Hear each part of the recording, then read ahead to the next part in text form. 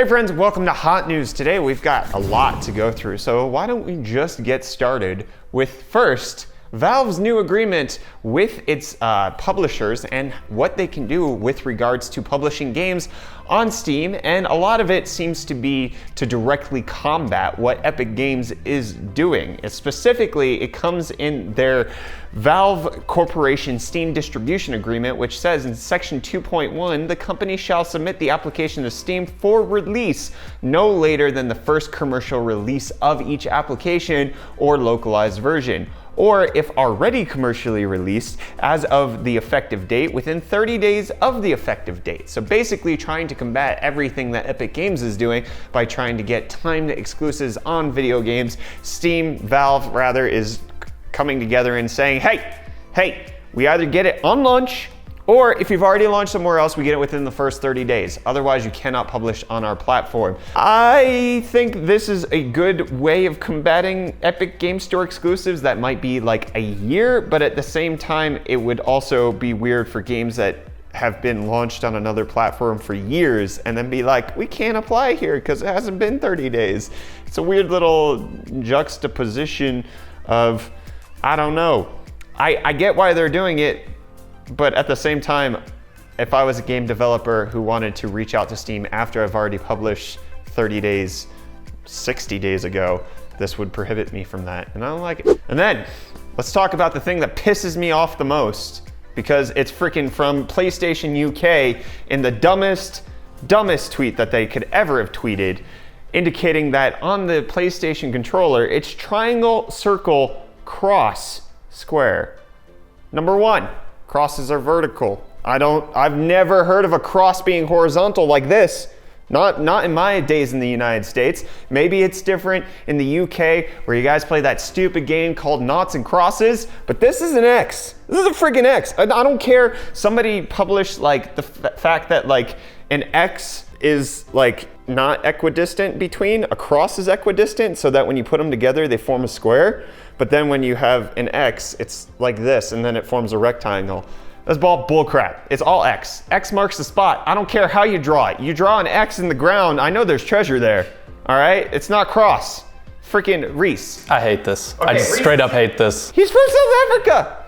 This might be a UK thing, but at the same time, just no. Yeah, but it's freaking, you guys play Noughts and Crosses here, right? Yeah, but like at the same time, I would never call that a cross. It's like, nope. Yeah, this is PlayStation UK's thing. This is not official PlayStation US, or even PlayStation Japan. If Japan came out and said that it was cross, I would give it more respect. But the fact that it's UK, they're a tiny freaking island that nobody cares about. I don't care. This is disgusting. This is like a GIF versus GIF thing. It's like, it's gonna polarize everyone. It's not even that controversial. I've never heard anybody refer to the controller button as a cross, ever. So the fact that they were just like, hey, let's start a controversy is a bunch of bullcrap. And I'm pissed. Gets a no from me. This is a yikes, fam. And then let's go ahead and talk about some WoW Classic news. This is actually quite interesting. Apparently Blizzard is going to be working on a method of combating layer switching, which is a way of playing on a game server, but then switching groups so that you can join different layers. The reason there's different layers on the WoW Classic server was Blizzard's way of combating overpopulation in the actual server. So they can have more people in a server and you're not all running over each other because you're on different layers of each given server. Blizzard is combating this because people have been exploiting this to overlevel and farm more than a typical person would, and I believe this is the method that Joker D or Jokered used to reach level 60 the fastest. He was doing layer switching, which involved him just playing a whole bunch of quests at the freaking same time with a bunch of different groups on the same server to quickly level up. So it worked to get somebody a record, but then it's not good enough to keep because it's causing over-leveled people. So yeah, no, this one is a bit weird for me. I've never heard of layer switching before, but at the same time, it kind of makes sense. Well, layer switching apparently was implemented on newer versions of WoW. It wasn't in vanilla, but they implemented it on Classic because they were having overpopulation issues. Okay. Makes sense. And then, WoW Classic not only having layer switching issues, but they've also apparently been undergoing DDoS attacks ever since Saturday. This is on top of scheduled maintenance that they had, I believe, on Sunday. So the servers have actually been struggling basically all weekend. It appears that there is a group taking credit for DDoSing WoW Classic servers, but for right now, it appears like most of them are up online. Blizzard saying that there was only one server that was still down. Yeah, no, I tried to play this weekend and everything just seemed like fully backed up. Like there was no way that I was getting on any of the... DDoSed, punk! Yeah, and I never knew it was a DDoS, so that's kind of cool. But at the same time, it sucks. And then in the weirdest patent that I've seen in my entire life, getting back to controller issues, this is not scheduled appropriately. Apparently Nintendo has filed a patent for a bendy boy JoyCon. I don't understand why they can't even make the original JoyCons ergonomic enough to be comfortable to use either on handheld or on the freaking little slidey thing that you put them on to play them together. Like the Pro Controller, totally fine. Yeah. Nintendo nailed that one. JoyCons suck. Why would I want it to bend? Reece, why do I need a bendy? I guess they're trying to make it more comfortable because the Joy-Cons right now just straight up suck. I can see this as a way like to alleviate like thumb positioning and stuff. It's just... But it would only be for the left one because for the right one, the analog stick is freaking in the middle. The up and down thing is just weird for me. Like it doesn't work. It makes no sense. Speaking of things that make no sense though, Nintendo also teased a video of rubber ring that you jazzercise with. Or Prancercise, for those of you who remember that video, you could totally use this. Apparently, it looks like they're trying to bring people back into the fitness game by having you sling a rubber thing around to keep a garter belt for a Joy-Con on your leg. Yeah, no.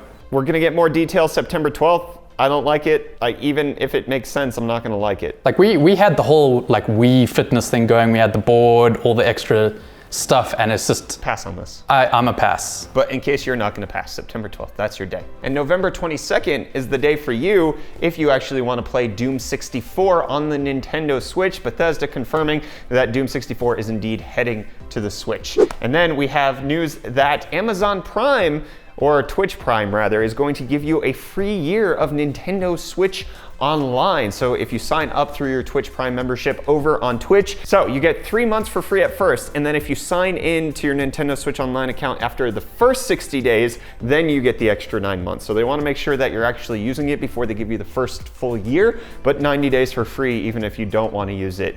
It's free. But what do you use Nintendo Switch Online for? Is it just like SNES games? Or yeah, I just use them straight up for the classic stuff. Certain games take advantage of them, but I don't even play those games, so. Okay, so like the SNES games, are those all included with Nintendo Switch Online? So you get all of those, and especially with Nintendo rolling those out at Direct. Yeah. Okay. The whole thing about this is, it's kind of cool because my online subscription ends now in October, so free. I don't know if there probably would be a clarification that if you've already had Nintendo Switch Online, it's not going to be free. There might not be. I don't have the T's and C's right in front of me. And then GameStop, apparently talking about T's and C's, revealed that there might be a new Splinter Cell game coming out on the horizon because they have new Splinter Cell goggles for $40, which allow you to look like you're in Splinter Cell. But the big thing was they said for the first time since the introduction of Splinter Cell in 2002, after 9 top-selling AAA titles, which is contested because there's only 7 Splinter Cell titles, and with the 10th release on the horizon, this is the first thing we're hearing about that, it either is coming or it's not coming. I mean, it's GameStop, so freaking... Yeah. And then let's talk about Death Stranding, because it has been revealed by Hideo Kojima that there is going to be a very easy mode for people who just want to enjoy the cinematics of the game, especially since they have some actors involved in this, like Norman Reedus and his baby fetus. You gotta enjoy the cinemation of Norman Reedus. What's that other guy, Mads Mikkelsen or something? Yes, he is. Mads Mikkelsen is also in it, so that's gonna... I mean, you have some good celebrities in there enjoying their acting. They got that, yeah, they got that pull from the celebs. But you know what they don't got? They don't have any freaking clue as to what the game is about, because Hideo Kojima himself saying Death Stranding. Even now, I don't understand the game. Apparently, that has to do with the fact that he views game design as this holistic thing, and he doesn't necessarily have all of the components brought in for him to know what the hell is happening, but he understands where he's going. So, thanks, Kojima. Really wanted to not be on the up and up for that one. That's a yikes.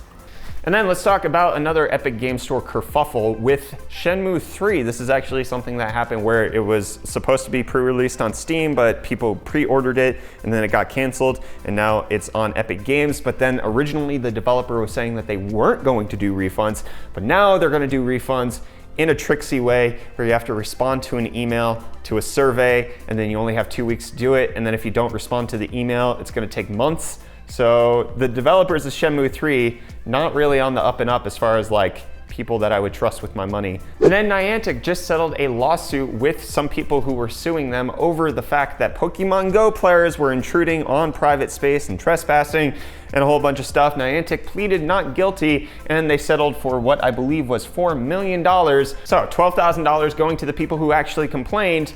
The rest of the $3,988,000 going to the lawyers, because that's how class action lawsuits work, folks. Lawyers make money, not the people who were harmed. And then let's talk about a game that a lot of people I know actually enjoy, the platformer Celeste. They just released its Chapter 9 pack called Farewell from Matt Makes Games. However, Matt Makes Games is no longer going to exist because they're going to be rebranding with the same team to become Extremely OK Games, which I think is a perfectly good name. But it's Celeste, not just an extremely okay game.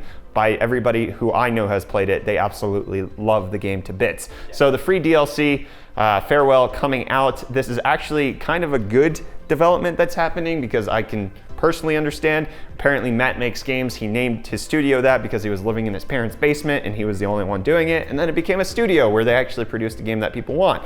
So like we went from the UF Disciple channel to UFD Tech, kind of did the same thing, keep the same team, just rebrand, rephase. You're different, you're a bigger person now. Yay! Whoopee! And then let's talk about NBA 2K20 because that is getting review bombed on Steam because people are dissatisfied at the microtransactions in the game. Obviously, microtransactions is not something that's new to sports games in particular. One of the best reviews that I found was 10 out of 10. They put a basketball minigame in one of the best gambling simulators on Steam. So apparently it's just the proclivity of microtransactions in 2K20 that's really pissing people off. It's supposed to be a game about sports, but instead it's a game about gambling. This is obviously in stark contrast to GTA 5 with their casino, where the game is about being a criminal, felon, thug, whatever. You go to a casino, it's a mini game, by the way, it's not the entire game, whereas with 2K20, the entire game is plagued with microtransactions. GTA has a casino mode where you spend casino money for casino things. That makes sense to have as a mini game. If you had a basketball casino mini game that was the only microtransactions in 2K20, I think it would be better, but then EA wouldn't be making as much money. And then Digital Foundry actually just released a video showing off the comparison between Final Fantasy VIII Standard and the Remastered Edition. So if you're interested in checking out their video on that, you can look up there for that. That's very cool to see because like I was playing the entire weekend. Yeah, I have it on Switch. I was literally in bed playing Final Fantasy and it looks breathtaking. But then the characters are so jarring because they're all like high res and stuff, and then the backgrounds are just... Yeah, looking at the Digital Foundry video, it definitely looks like they anti-aliased the background and then added like a depth of field effect on it and made it really mushy looking. And so it's a weird contrast, but Squall looks fantastic. He really is the best looking guy at the party now. And then Gears 5, what the hell are we calling it now? It doesn't matter. Anyways, Gears 5 is apparently off to a rocky start with the, I guess, trial game. If you have Game Pass on Ultimate, you got to play it recently. But they were having server issues, not only in multiplayer games, but also there were dropouts in the single player campaign version of it as well. It's getting resolved, but a lot of the people who played it initially were a little ticked off at how bad the service was. But it's rough. It's a rough start. And then lastly, we have Star Citizen's single player Squadron 42 is being delayed because the developer behind, I mean, basically vaporware at this point, depending on who you want to talk to about it, they're staggering how they're going to be developing updates because instead of having their entire team work on a single update, they're going to have half the team work on this update and half the team work on the next update and just keep it going that way. I don't know if this is to prevent burnout or if they just actually want to slow down the update process so that they can continue to not release the game. That makes sense to me. All right, well, that's the end of this episode of Hot News. Let us know what you thought of it down below in the comments. Don't forget to hit the like button, get subscribed, say hello to Reece in the comments for us. This is the first time we're putting him on camera. Let us know if you love him, because I know you do. All right, get subscribed to Hot News, and we'll see you in the next one. Bye. Bye.